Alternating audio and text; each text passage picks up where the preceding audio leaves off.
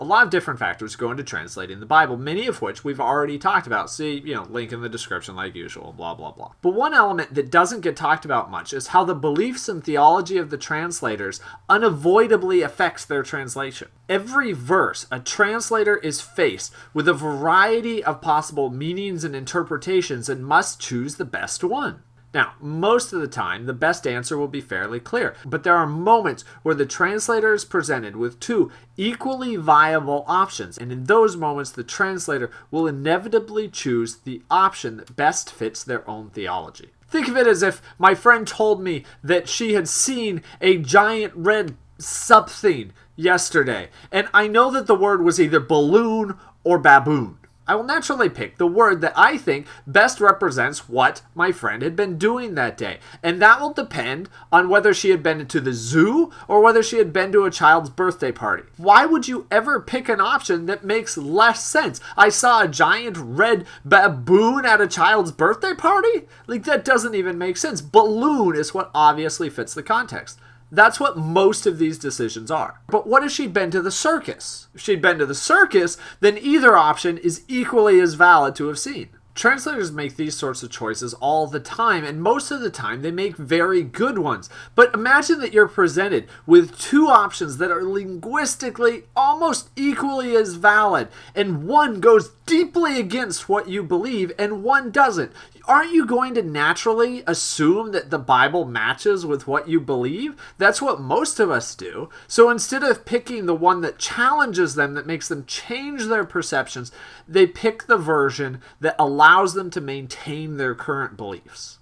And that's understandable. We need to be aware of this because those issues that are most open to a translator inserting their own opinions are also those that are the most volatile.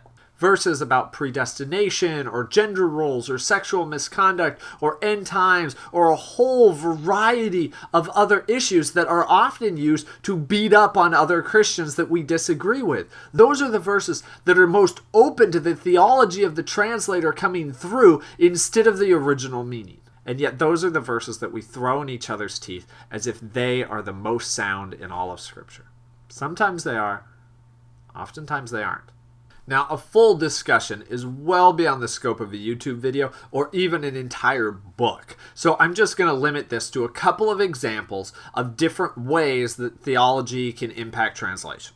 The most glaring issue is when there is a known text with a known meaning and translators still somehow manage to change it beyond what the original readers would have understood. A good and fairly obvious example of this is how translators treat the name of God.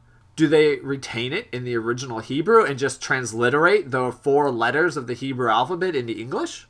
Do they replace it with the word Lord because that's how the original readers read it, as Lord instead of the personal name? Do they replace it with just G-D because originally the name of God was not something that should be spoken? Or do they put the entire name of God up there for everybody to read? Each option reflects the beliefs of the translators in how sacred we should treat the name of God.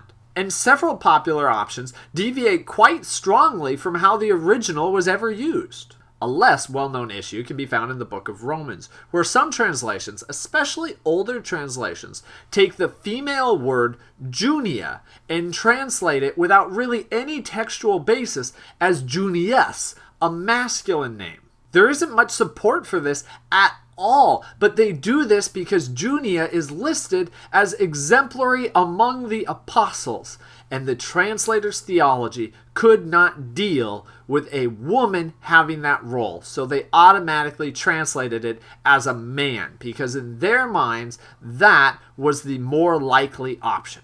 Now, moments like these, when a translator knows the true meaning of the text, knows how it was used, and translates it differently, are very rare, even though they are shocking. More common and more understandable is when a word in Greek or Hebrew has multiple meanings, multiple implications, and the translator has to choose which one is meant. Philippians 2:6, for instance, hinges upon the word harpagmos, which means to grab something strongly. Now, that word can focus on the act of grabbing or on the holding on to something that you already have grabbed. And when applied to this verse, it could either be talking about Jesus not wanting to claim, not wanting to grab equality with God, or that Jesus did not require holding on to the equality with God that was already his. Linguistically, it could go either way, but almost every translation renders it as did not consider equality with God something to be held on to, because that's the orthodox position.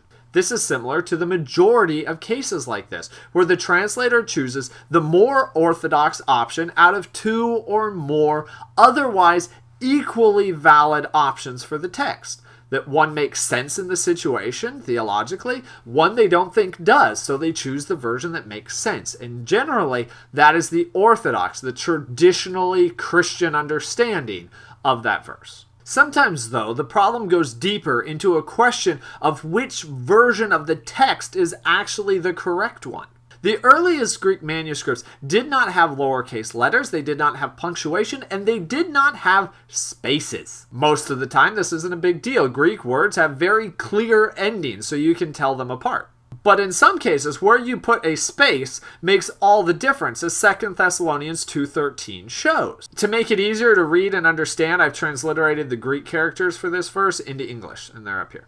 If you split the verse one way, it means that God chose the Thessalonians as the first fruits of salvation, possibly a reference to giving the first fruits of every harvest to God as something special. If you split the word slightly differently and change one letter, it becomes God chose the Thessalonians from the beginning for salvation. So this changes it from a statement of promise that things will get better because they are just the start, you are the first fruits, to a statement of predestination because you were planned from all eternity to be saved.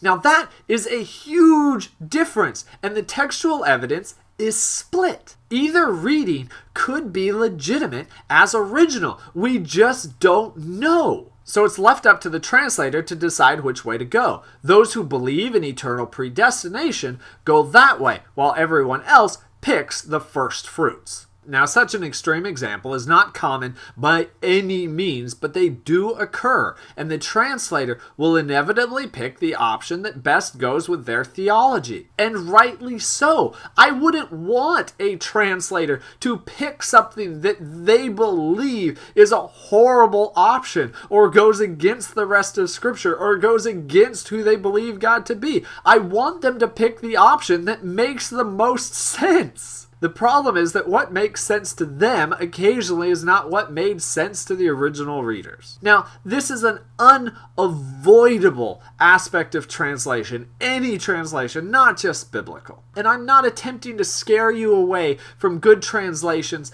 by any means, but I do want you to look closely at the translation that you are using. Is it made by a group?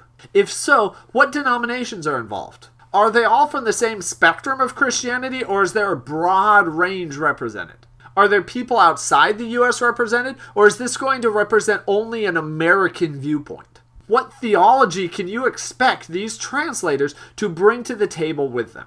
Read the Bible. Soak it in. Dwell in it. Live in it by all means, but do so with your eyes open. And preferably read several different translations from several different perspectives to get some balance. And finally, if you are going to use a verse of the Bible to defend your position, make sure it's one that's on solid ground and not one that is resting more on the theology of the translator than on the original text. As always, thank you for watching. Have a great day. I'll see you next video.